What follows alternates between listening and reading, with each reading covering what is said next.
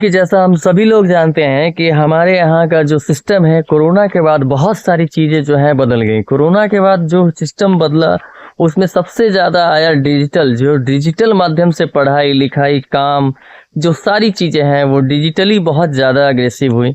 तो अभी आप देख रहे होंगे आपके न्यूज़ चैनल पे चल रहा होगा, सोशल मीडिया के माध्यम से आपको पता चल रहा होगा कि अभी हमारी एक पत्रकार हैं अंजना ओम कश्यप, जिन्होंने एक विवादित टिप्पणी कर दी है कि जो लोग ऑनलाइन पढ़ाते हैं वो 2 कौड़ी के टीचर हैं। ऐसा करके उन्होंने एक बयान दिया है और सिर्फ व्यू और लाइक और पैसे और कोर्स बेचने के लिए ऐसा करते हैं।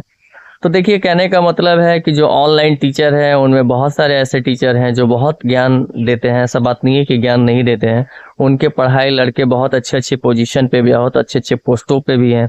तो ऑनलाइन पढ़ाई के फायदे भी है कि आप एक जगह बैठ के, कहीं गांव में बैठ के देश विदेश दूर शहर की जो शिक्षा व्यवस्था है उससे आप जुड़ सकते हैं।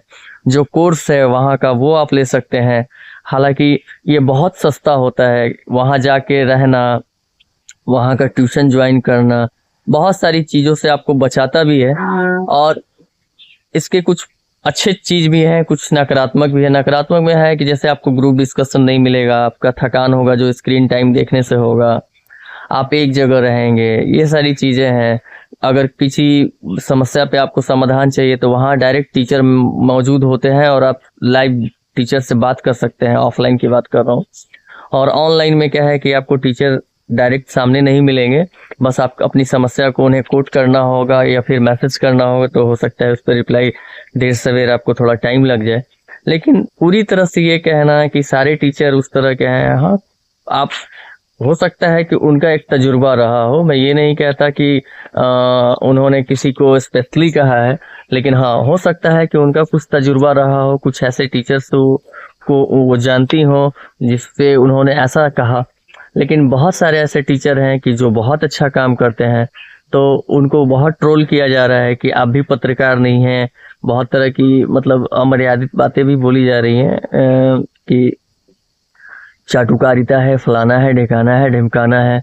तो इस टाइप का ट्रोल करना, और पत्रकार सभी एक जैसे नहीं होते, ये भी एक कहना है। तो पूरे पत्रकार जगत को भी बदनाम करना सही नहीं होगा कि हर आदमी अपने हिसाब से अपना काम करता है, हर आदमी का अपना एक विचार होता है।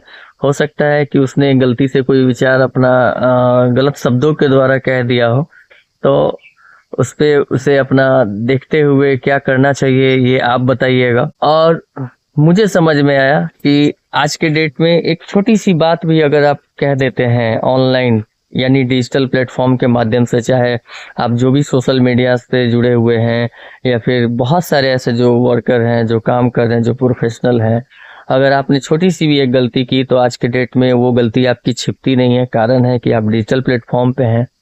तो ये एक तुरंत प्रतिक्रिया का केंद्र बना हुआ है। तुरंत लोग उस पर प्रतिक्रिया देते हैं कि आपने क्या कहा, क्या नहीं कहा, कहाँ तक सही कहा, क्या गलत कहा। तो ये एक बहुत ज़बरदस्त मुद्दा बना हुआ है। और इस पे आप क्या विचार रखते हैं, आपकी क्या राय है? क्या पत्रकारिता गलत है या फिर जो टीचर हैं वो कुछ गलत हैं? तो आप अपने विचार ज़रूर दीजिएगा, क्योंकि देखिए, ये दोनों जो स्तंभ हैं, यानी कि जो पत्रकारिता है और जो टीचिंग लाइन है, ये दोनों हमारे जीवन से बहुत महत्वपूर्ण, बहुत गहरा संबंध रखते हैं।